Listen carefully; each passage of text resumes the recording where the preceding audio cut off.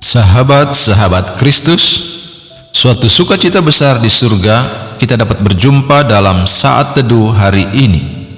Bagian Alkitab yang akan menjadi bacaan kita terambil dari kitab Efesus pasal 6 ayat 1-4 yang berbunyi demikian.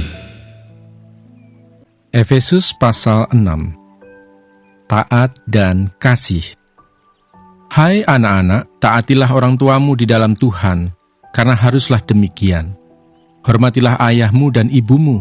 Ini adalah suatu perintah yang penting, seperti yang nyata dari janji ini, supaya kamu berbahagia dan panjang umurmu di bumi. Dan kamu, bapak-bapak, janganlah bangkitkan amarah di dalam hati anak-anakmu, tetapi didiklah mereka di dalam ajaran dan nasihat Tuhan.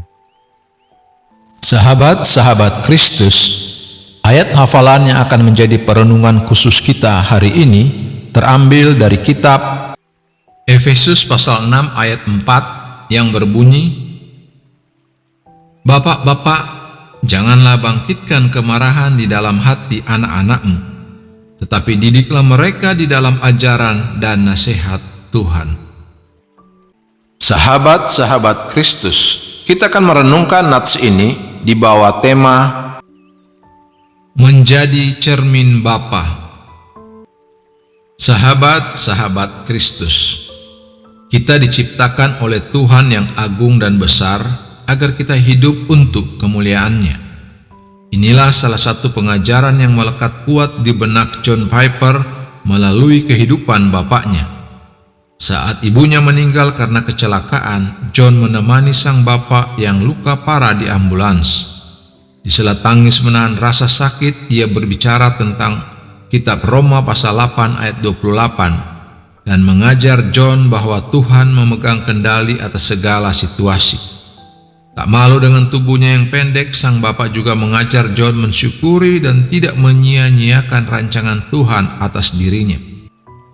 Sahabat-sahabat Kristus, sesuai kitab Efesus pasal 6 ayat 1, John memberi penghormatan publik kepada bapaknya dengan menceritakan teladan-teladan imannya di tengah jemaat yang ia gembalakan.